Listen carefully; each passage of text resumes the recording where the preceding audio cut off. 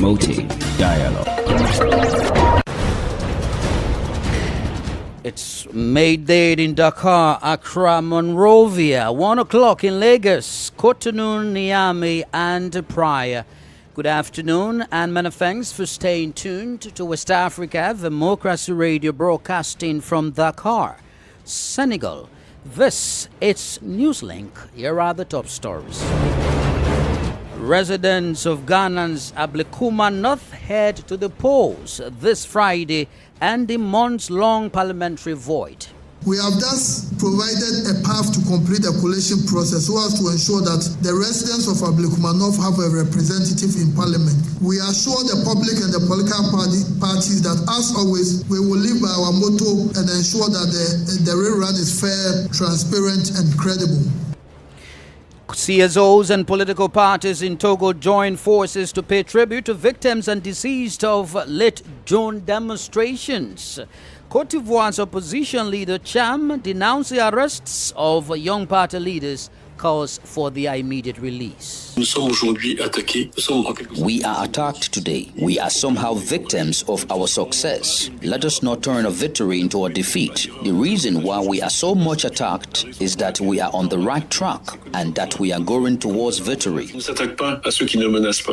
Employees of Liberia's Transport Ministry protested the outsourcing of their core functions.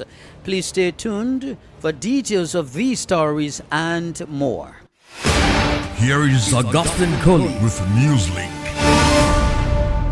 Many thanks for joining our broadcast, and it is a pleasure that you are joining us this afternoon. We take this first development coming from Côte d'Ivoire. Let's begin in Côte d'Ivoire just before going to Ghana, where a major development regarding the president of the National Assembly, Adaman Bitogo, has announced that the Ivorian head of state, Alassane Ouattara, will run as a candidate in the presidential election scheduled for October 2025. He made this statement during a recent interview with the French news channel France 24 in Paris. This revelation comes amid ongoing uncertainties regarding President Ouattara's candidacy, which has become a significant topic in the Ivorian political landscape, with less than 3 months remaining until the October polls. The announcement has prompted a range of reactions from political observers, both within Côte d'Ivoire and abroad. Christopher Teacher reports. Taking advantage of his stay in Paris as part of the 50th session of the Parliamentary Assembly of the Francophonie, the President of the National Assembly thus reinforced the idea of a candidacy of President Alassane Ouattara for a fourth term. The President himself has in his grasp the different scenarios. I can guarantee and assure you that the President will indeed be a candidate in October 2025.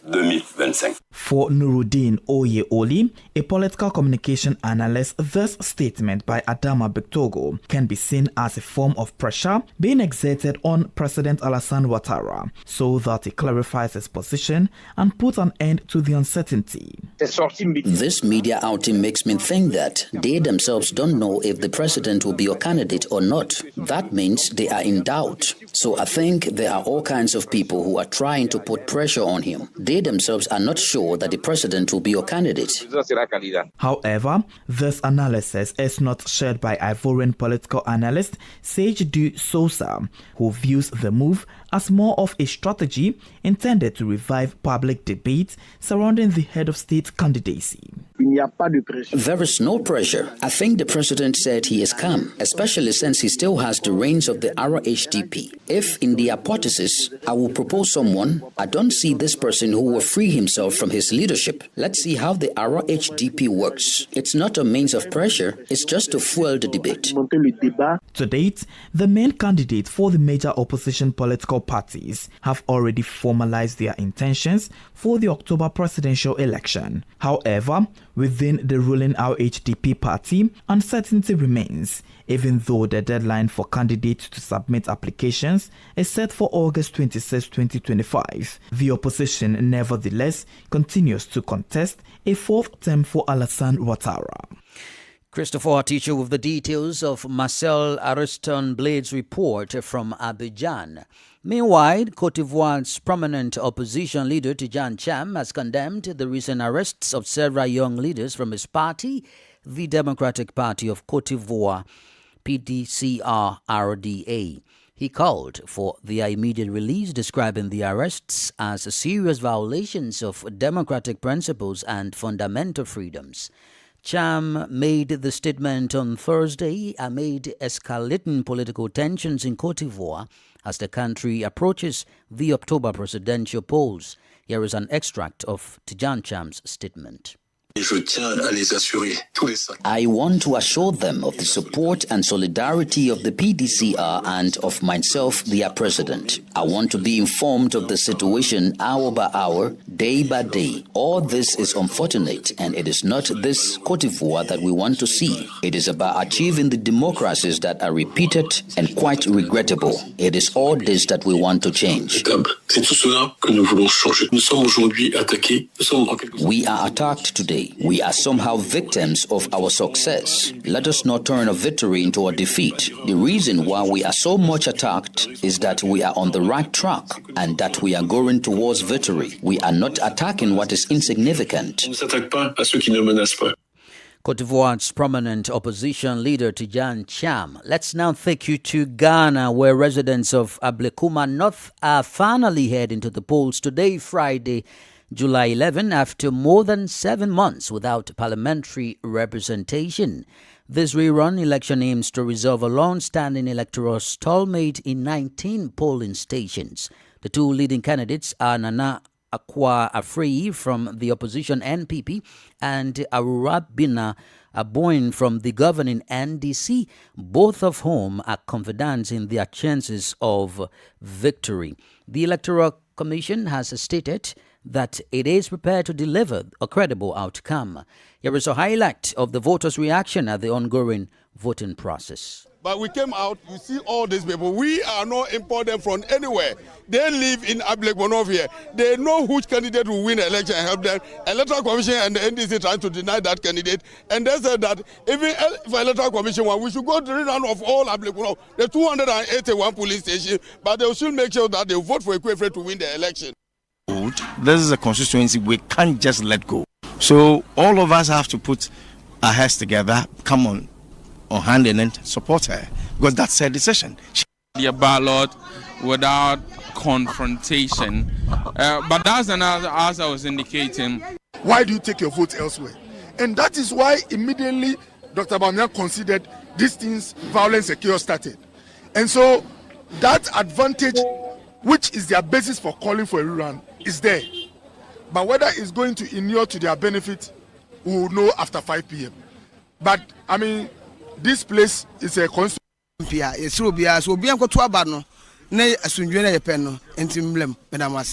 you very much. And one day, you find him smoking weed in somebody's house. It's not enough to tell him that you are a hypocrite. Ask him what happened. What if they put a gun to his head that he should smoke? That's a highlight of what's unfolding amid tensions at various polling stations at the ongoing Ablekuma North parliamentary elections in Ghana.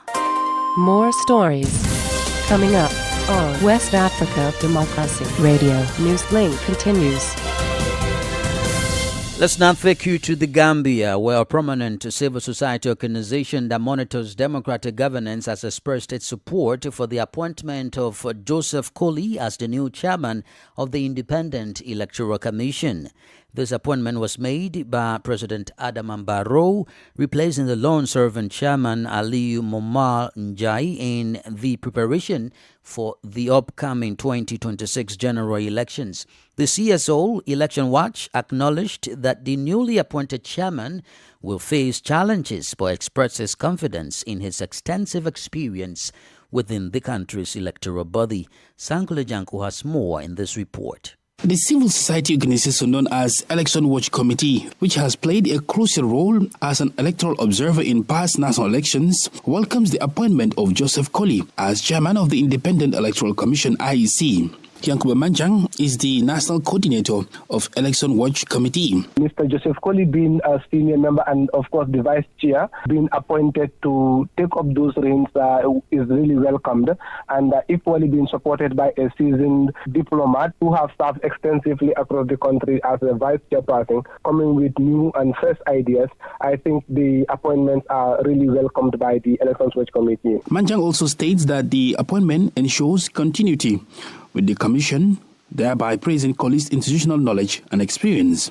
As an observer group, I think it brings in one continuity. Having worked with him over the years and his extensive knowledge on the whole IEC administration, but again, he is somebody who is very, very much open to innovations and ideas. I think he will be able to lead some reform processes in the IEC. We've worked with him over the years, and he has been championing some of the reforms and even engagements that we had with the IEC. He however stated the persistent challenges at the IEC. A lot of challenges, one of which is on the capacity of the General Staff Complement of the IEC, creating new units.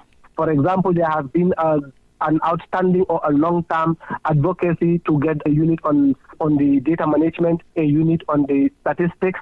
We know there was a police investigation, but the reports are yet to be out onto the allegations levied against the IEC.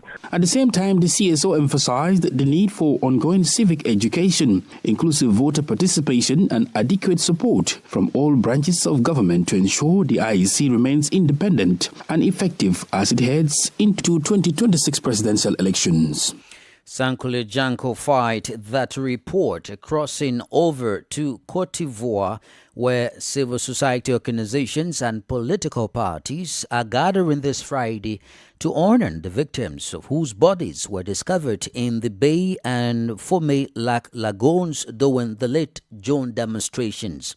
These groups have announced a program for 4 days of national mourning and tribute. They expressed their desire to pay respect to their fallen protesters who died in the cause for a better Togolese state, while demanding the resignation of Foreign Yasengwi, the president of the Council of Ministers. Abdullahi Hassan completes the story.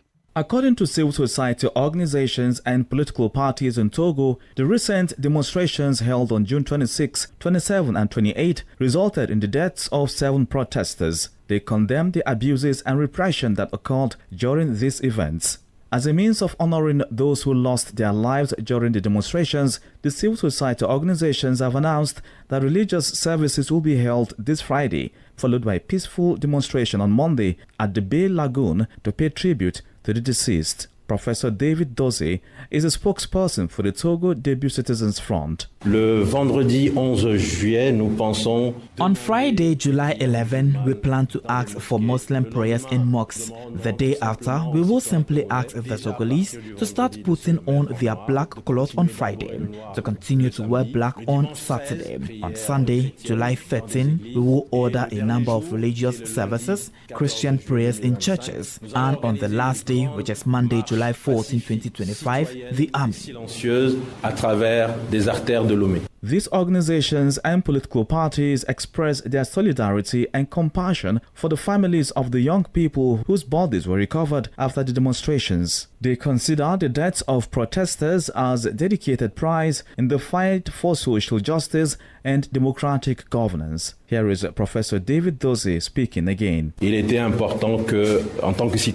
was important that as citizens, as actors of civil society, we could think about how we could pay tribute to all these victims. We have undertaken to go to the families, to greet them, to testify to them our compassion and our solidarity, and we have given them the guarantee that their children are not dead for nothing. This innocent blood must allow the Togolese nation to be reborn and therefore ensure that the people do not forget them.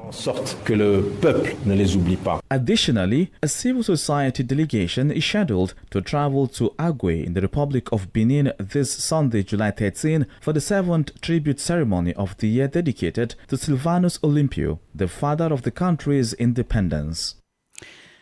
A report from WADR's correspondent in Lomé, Sylvie Wadraogo, voiced by Abdullahi Hassan.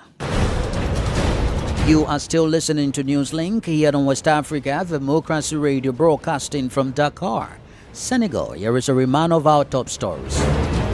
Residents of Ghana's Ablekuma North head to the polls this Friday, ending months-long parliamentary void. CSOs and political parties in Togo join forces to pay tribute to victims and deceased of late June demonstrations. Côte d'Ivoire's opposition leader Cham denounces arrests of young party leaders, calls for their immediate release. Still ahead in the news, employees of Liberia's transport ministry protest the outsourcing of their core functions. We also have a guest interview and sports news. Please stay with us. Fresh and breaking news all the time. Hear it first as the news breaks, only on West Africa Democracy Radio. Newslink continues. We are streaming live on YouTube at WADR News and on Facebook, WADR English Service. Let's now take you to Liberia, where employees of the Ministry of Transport staged a protest on Thursday amid reports that their core functions have been outsourced to the Liberia Traffic Management Incorporated. Recently, it was announced that vehicle registration and driver licensing will be transitioned from the Ministry of Transport to the Ministry of Justice, with LTMI expected to handle the implementation. WADR's Monrovia correspondent Abraham Parker reports. This move has faced strong opposition from the ministry's workers who believe it undermines their livelihoods. They argue that the decision is unlawful and threaten to make them jobless. The protest turned violent when clashes broke up between the police and demonstrators. Some protesters were injured, suffering cuffs and bloodstains, and there were accusations that police officers had beaten them under the orders of the Inspector General of Police. 200 of us on the walk here peacefully, right at the intersection of the police.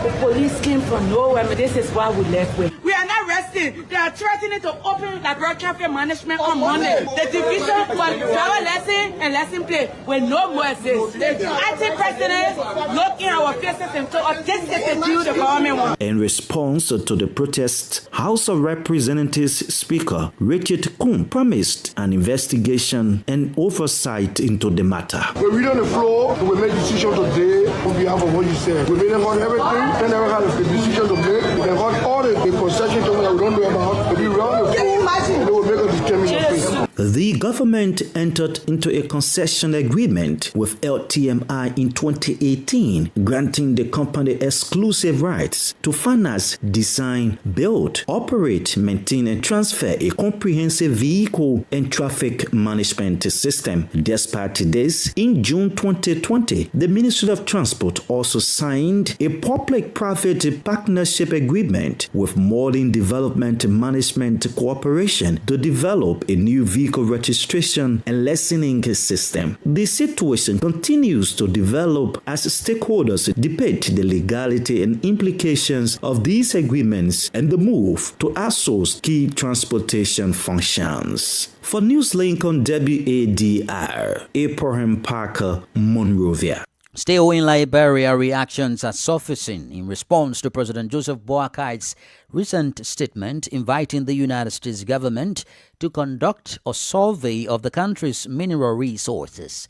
During a high-profile dinner at the White House on Wednesday, the Liberian leader praised the long-standing relations between the U.S. and Liberia and subsequently requested that the U.S. government surveys the country's abundant minerals. However, in January 2025, while delivering a State of the Nation's address, President Boakai informed the Liberian legislature that China had completed the most detailed mineral resource survey in Liberia in over 50 years. These conflicting remarks from the sitting president, first commending Beijing for its comprehensive survey, then appealing to Washington for another, leaves room for questioning. Dr. Lester Tenning is a Liberian economist. He shares insights about this latest statement.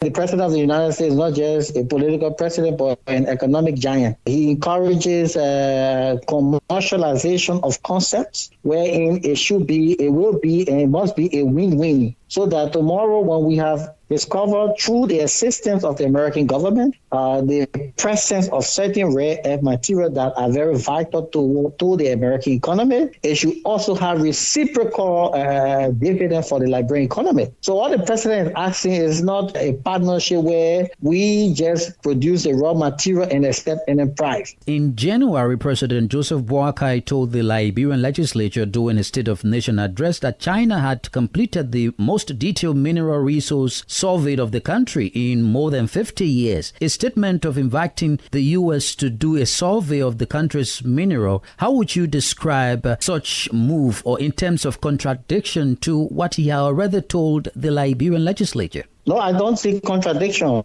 All I see is verification of what the data already suggests. China did a comprehensive survey. They have documented the presence of several minerals. The American can follow up on that investigation and verify the data from the Chinese. It is basically about the whole research process. You test the hypothesis before you come up with a conclusion. Dr. Lester Tenney is a Liberian economist. Politics, analysis on major news, social matters, and all. This is A Guest. We remain right in Liberia for our guest interview and getting detail of Liberian economist Dr. Lester Tenney's interpretation of President Joseph Boakai's recent statement inviting the United States government to conduct a survey of the country's mineral resources, when he had already stated that China has done a comprehensive or detailed survey of Liberia's abundant mineral resources. Here's the detail of the interview. So relative to the economy, Liberia has vast natural resources, but those resources have not elevated the country above the poverty level. Going forward, this president has entrusted his policy to be driven by subject matter experts, meaning that apart from his line ministers, he confer with subject matter experts on various areas that will enhance and improve the quality of life of the people. For example, on the economy, we have shared our view that Liberia, with all of its resources, continue to languish in poverty. We need a radical reform that will change the narrative. For example, instead of us being raw material exporter, we need to encourage investors so as to, along the value chain, create value addition. With value addition, there will enhance price. Now, sir, an important aspect of President Boakai's dinner engagement with Donald Trump was when he asked the U.S. president to ensure that the U.S. government carries out a survey of Liberia's mineral resources. What do you make of such a statement? The president of the United States is not just a political president, but an economic giant. He encourages commercialization of concepts, wherein it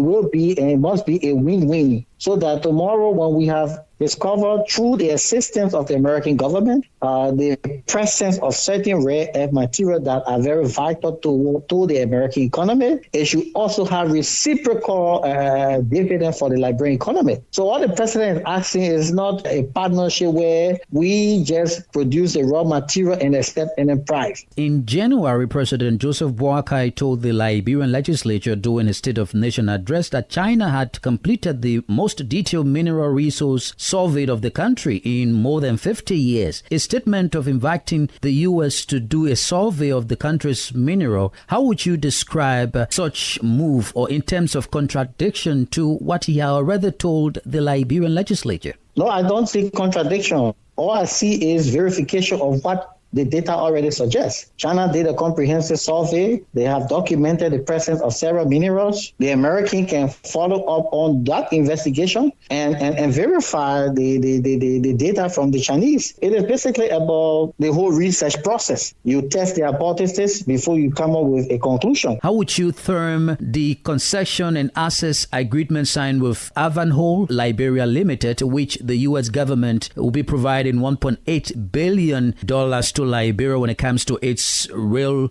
policy and programs? America is the world's largest economy. They are by far having the largest investment profile. So we need to encourage them, but improving the investment climate, creating an enabling environment where value are added to our commodities, be it railroad, so that the railroad will not only be a conveyor belt to transport iron ore, but we have huge roads deficit in this country. The investment in the rail will not only transport iron ore, but will also create an enabling condition for locomotives that will transport human beings. So all of these discussions are intended to improve the livelihood of the Liberian people and enhance economic growth. What becomes of other concession companies like ArcelorMittal, who is also operating on contracts with regards to railroad in counties like Bon, Grambassa, and Sopa-Nimba? The railroad ArcelorMittal using is a property of the Liberian government, an asset of the Liberian government. There is a real agreement between ArcelorMittal and the Liberian government for the usage of the railroad. However, Liberia is the owner of all railroad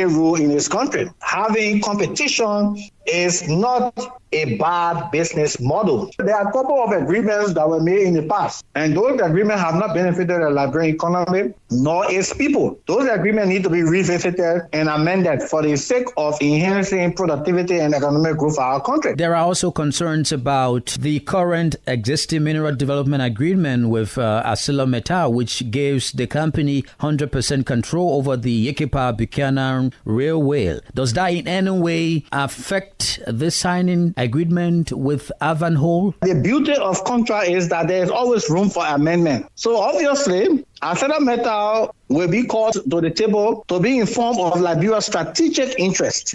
Dr. Lester Tenney is a Liberian economist.